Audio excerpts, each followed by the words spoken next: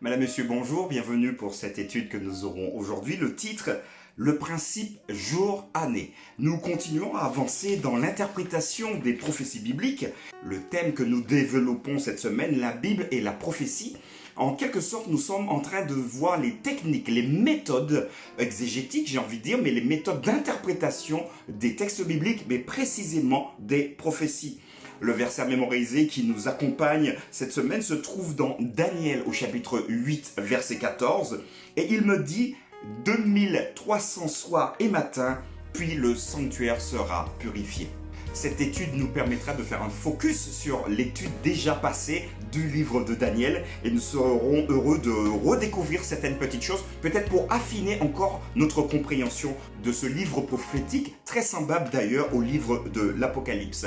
L'adresse mail est toujours à votre disposition si vous avez des questions, maquestion.eds@gmail.com. Je vous invite à prier avec moi avant de commencer. Notre Dieu, notre Père, nous te remercions pour ce temps d'étude que nous avons encore aujourd'hui. Nous sommes heureux de nous retrouver pour aller un tout petit peu plus loin, pour avoir des outils pour mieux interpréter le texte biblique. Et alors que nous nous intéressons à la partie prophétique, nous aimerions également découvrir les méthodes que toi-même tu as mis dans les textes pour nous permettre de mieux t'écouter, mieux comprendre ce que tu as inspiré à chaque prophète et précisément à Daniel et à Jean pour l'Apocalypse. Accompagne-nous, nous t'avons demandé cela, en ton nom et pour ta gloire. Amen. Aujourd'hui, le principe jour-année. L'une des clés d'interprétation de l'historicisme, donc c'est une expression que nous avons vue hier, est le principe jour-année. Donc je vous rappelle que l'historicisme permet de regarder une prophétie dans son ensemble, dans le passé, dans le présent, dans le futur, mais d'une manière pratique jusqu'à la parousie, jusqu'au retour de Jésus d'une manière générale. Beaucoup d'érudits au cours des siècles ont appliqué ce principe aux prophéties temporelles de Daniel et d'Apocalypse. Je vous rappelle également que le rédacteur de l'Apocalypse était donc Jean. On a tiré le principe de plusieurs textes clés et du contexte immédiat des prophéties elles-mêmes. Nous avons déjà dit, mais je le répète ici, qu'il est important de prendre en compte le contexte dans lequel un texte est utilisé pour ne pas avoir finalement à l'interpréter d'une façon erronée. Et on nous invite à lire ces deux textes fondateurs finalement du principe jour-année que je vous propose de décrire dans vos Bibles pour que vous puissiez les avoir à portée de main. Il s'agit de Nombre au chapitre 14, verset 33 et le deuxième texte, Ézéchiel au chapitre 4, le verset 6. Nous allons lire ces deux textes ensemble. Nombre au chapitre 14, verset 34.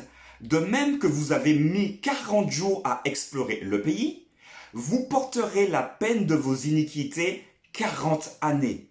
Une année pour chaque jour, et vous saurez ce que c'est que d'être privé de ma présence. Voilà ce texte que Dieu va dire aux Israélites, parce qu'il y a eu un petit souci quand ils sont partis explorer le pays de Canaan. La deuxième référence se trouve, comme je vous l'ai dit, dans Ézéchiel au chapitre 4, verset 6. Quand tu auras achevé ces jours, couche-toi sur le côté droit, et tu porteras l'iniquité de la maison de Juda pendant 40 jours. Je t'impose un jour pour chaque année. Voilà donc les deux textes fondateurs de ce principe d'interprétation des prophéties bibliques, le principe jour-année. Et nous avons donc une question. Comment Dieu énonce-t-il le principe jour-année dans ces textes spécifiques? Alors, on peut noter que c'est assez intéressant de voir que c'était symbolique. 40 jours, vous avez mis 40 jours pour explorer le pays. Ah ben, comme vous avez désobéi, ces 40 jours-là vont se symboliser, vont se transformer en 40 années. Et c'est exactement le même principe pour Ézéchiel 4, verset 6. Tu te coucheras sur le côté, nous dit le texte, et je t'impose. Donc c'est Dieu qui va imposer ici quelque chose de symbolique, un jour pour chaque année. Nous pouvons dire d'emblée qu'à partir du moment où nous rentrons dans un contexte symbolique, il faut prendre chaque élément pour pouvoir réussir à l'interpréter et pour voir si l'interprétation tient également d'une manière historique, d'une manière chronologique même parfois. Dans ces textes, nous pouvons voir très clairement l'idée du principe jour-année. Mais comment justifier l'utilisation de ce principe par certaines des prophéties de temps où il y a du temps qui est bien mentionné, comme dans Daniel au chapitre 7, verset 25, dans Daniel 8, verset 14, ainsi que dans Apocalypse 11, verset 2 à 3, ou encore Apocalypse 12, verset 6 et verset 14. Il paraît donc important de pouvoir souligner qu'il y a trois éléments qui soutiennent le principe jour-année dans cette prophétie de Daniel, mais également dans la prophétie de l'Apocalypse. L'utilisation des symboles, de longues périodes de temps et d'expression sont particulières à ce moment-là.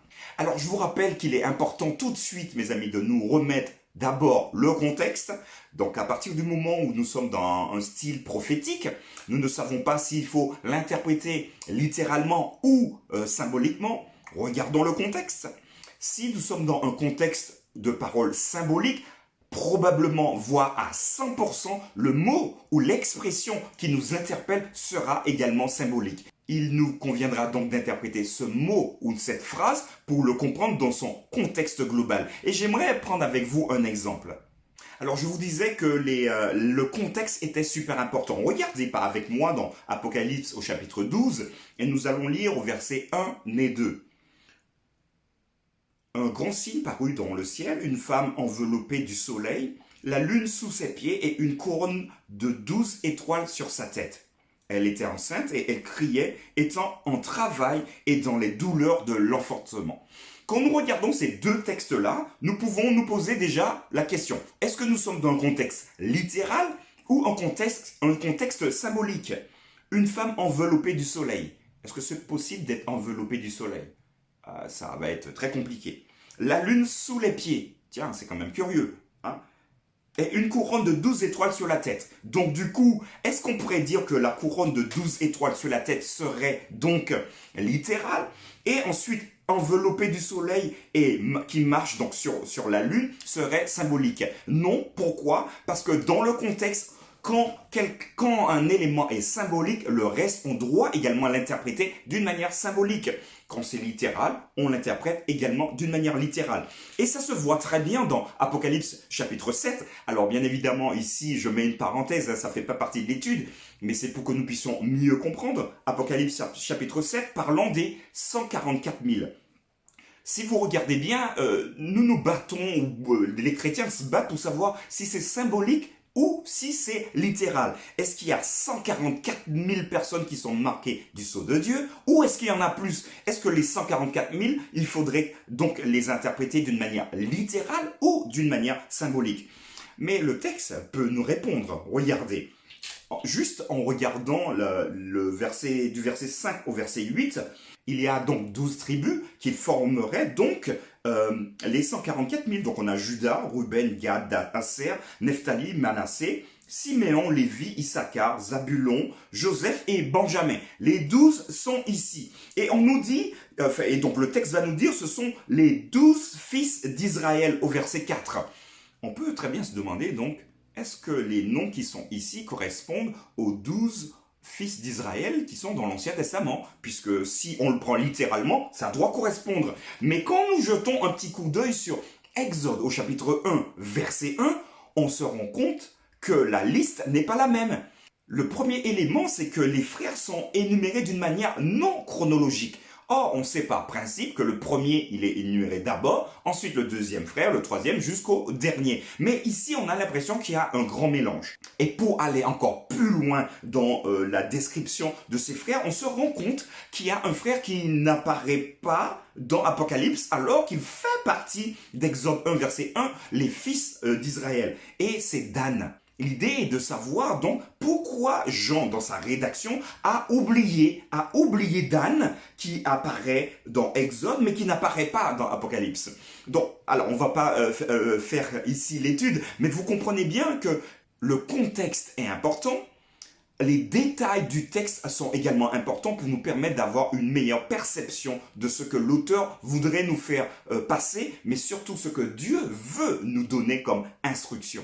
Si nous revenons maintenant sur le texte de Daniel, nous pouvons noter que la nature symbolique des bêtes et des cornes représentant des royaumes suggère que les expressions de temps doivent également être comprises comme symboliques. Les bêtes et les cornes ne doivent pas être prises à la lettre. Quand vous voyez une bête apparaître dans Apocalypse ou dans Daniel, ne le prenez pas littéralement. Cela d'ailleurs fait peur à beaucoup de chrétiens. Ah, je ne lis pas Daniel, je ne lis pas non plus Apocalypse parce qu'il y a des bêtes monstrueuses de partout. Et tout cela me fait peur. Je vous invite simplement à prendre cet outil d'interprétation qui va nous dire que quand on est dans un contexte symbolique, les éléments, même si ils peuvent nous faire peur, sont également symboliques. Donc à nous de décortiquer tout ça et de trouver la juste interprétation de chaque élément, de chaque symbole. Les bêtes et les cornes ne doivent pas être prises à la lettre. Ce sont des symboles. Par conséquent, parce que le reste de la prophétie est symbolique et non littéral, pourquoi devrions-nous prendre les prophéties de temps seules comme littérales? La réponse est, bien sûr, que nous ne devrions pas agir de la sorte pour interpréter tout ce qui est symbolique. Si nous sommes dans un contexte symbolique, prenons le texte d'une manière symbolique. Sinon, qui détermine que, ok, ce mot-là, il faut le prendre d'une manière symbolique, mais l'autre de manière plutôt littérale? Et finalement, nous n'aurons pas de règles bien précises. Le deuxième point que nous pouvons souligner ici, c'est que bon nombre des événements et des royaumes décrits dans la prophétie couvrent une période de plusieurs siècles. Ce qui serait impossible si les prophéties de temps étaient prises au sens littéral. Une fois que les principes jour-année est appliqué, le temps s'adapte aux événements d'une manière remarquablement précise, ce qui serait impossible si les prophéties de temps étaient prises d'une manière littérale. Maintenant, le troisième élément, enfin, les expressions particulières utilisées pour désigner ces périodes suggèrent une interprétation symbolique. En d'autres termes, la façon dont le temps est exprimé dans ces prophéties, les 2300 soirs et matins, par exemple dans Daniel 8, verset 14, le verset qui nous accompagne toute la semaine, n'est pas un moyen ordinaire d'exprimer le temps, ce qui nous montre que les périodes de temps représentées doivent être prises symboliquement et non littéralement. J'aimerais souligner de plus que dans Daniel 8, verset 14, nous avons cette expression soir-matin. Ça vous fait peut-être penser à la Genèse au chapitre 1, où également le texte va utiliser « il eut un soir, il eut un matin », ce fut le premier jour.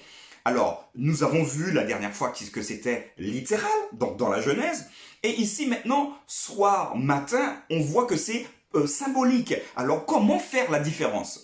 C'est pas très compliqué, il suffit de se poser simplement sur le contexte. En regardant le contexte dans la Genèse, nous avons soir matin, soir matin, soir matin, et ensuite Moïse va dire premier jour, deuxième jour, troisième jour, etc. Mais nous avons également le septième jour, donc le sabbat, et petit clin d'œil, Exode 20, verset 8, souviens-toi du jour de repos pour le sanctifier. Donc si nous prenons la Genèse au sens symbolique, ça sous-entendrait que un jour égale un an. Ça sous-entendrait donc que le sabbat égale un an. Il faudrait donc que nous restions sans travailler, en cohésion totale avec Dieu et avec notre prochain pendant un an entier.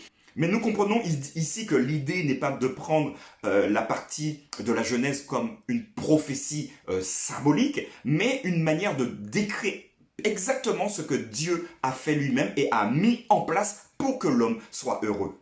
Nous avons maintenant un bloc de réflexion pour terminer cette étude. Regardez la prophétie des 70 semaines de Daniel 9, versets 24 et 27. Je vous invite à lire cette référence avec moi. Daniel 9, 24 à 27. 70 semaines ont été fixées sur ton peuple et sur ta ville sainte pour faire cesser les transgressions et mettre fin au péché, pour expier l'iniquité et amener la justice éternelle, pour sceller la vision et le prophète et pour oindre le Saint des Saints. Sache-le donc et comprends. Depuis le moment où la parole a annoncé que Jérusalem serait rebâtie jusqu'à loin, au conducteur, il y a 7 semaines. Soit 62 semaines, les places et les fossés seront rétablis, mais en des temps fâcheux. Après les 62 semaines, un oint serait retranché et il n'aura pas de successeur. Le peuple d'un chef qui viendra détruira la ville et le sanctuaire et sa fin arrivera comme une inondation. Il est arrêté que les dévastations dureront jusqu'au terme de la guerre. Il fera une solide alliance avec plusieurs pour une semaine, et durant la moitié de la semaine, il fera cesser le sacrifice et l'offrande. Le dévastateur commettra les choses les plus abominables jusqu'à ce que la ruine et ce qui a été résolu fondent sur le dévastateur. Alors pour ceux qui découvrent ce texte pour la première fois, ça peut être très très confus, mais nous n'aurons pas le temps de l'étudier ici. Alors je vous renvoie simplement à des études qui ont été faites il y a plusieurs mois de cela, expressément pour interpréter, pour expliquer la prophétie des 70 semaines. Nous avançons maintenant dans ce bloc de réflexion. Nous lisons que depuis le moment où la parole a annoncé que Jérusalem sera rebâtie jusqu'à loin, au conducteur, dans Daniel 9, verset 25, il y aura 69 semaines, soit 1 an et 4 mois. Donc, grosso modo, 1 an et 4 mois. Il y a une semaine qu'on pourrait rajouter pour faire le compte. La prophétie n'a aucun sens lorsqu'elle est comprise de cette façon. D'une façon littérale, elle n'a aucun sens. Pourquoi? Parce que le point de départ, nous dirons, est en 457. S'il fallait que toute la prophétie se réalise en un peu plus d'1 an et 4 semaines, ça sous-entendrait que dans l'espace de moins d'1 an et demi, on aurait eu énormément d'événements qui devraient se produire, notamment la venue de Jésus en 1 an. Donc la venue de Jésus, qu'il soit grand, qu'il soit baptisé, qu'il soit crucifié, qu'il soit mort, qu'il soit ressuscité, la destruction du temple de Jérusalem. Donc finalement, on aurait tous ces éléments-là en plein milieu de cette prophétie, mais juste dans l'espace d'1 an et demi, grosso modo. Nous comprenons finalement par la logique même du texte qu'il s'agit d'un contexte symbolique et donc qu'il faille interpréter d'une manière symbolique les éléments présents dans cette prophétie. La prophétie n'a aucun sens lorsqu'elle est comprise de cette façon, d'une façon littérale. Que se passe-t-il cependant lorsque nous appliquons le principe de la Bible, donc nous l'avons vu, jour, année, et que les 70 semaines deviennent non plus 1 an et à peu près plus de 4 mois, mais 490 ans.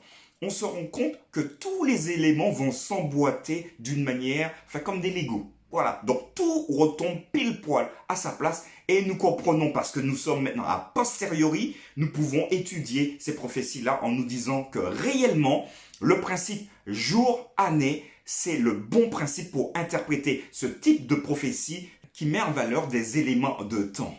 Voilà, l'étude est terminée pour aujourd'hui. J'espère que vous avez pris du plaisir à vous pencher, à vous pencher dans ces textes-là pour avoir les subtilités d'interprétation. Je vous invite donc maintenant à utiliser également ce principe. Alors le livre de Daniel est très très très riche. Il ne faut pas une semaine, il ne faut pas quelques mois pour l'étudier. Il faut vraiment prendre parfois des années pour avoir les subtilités, pour bien comprendre que finalement, Dieu, quand il nous dit quelque chose, il a parfaitement raison.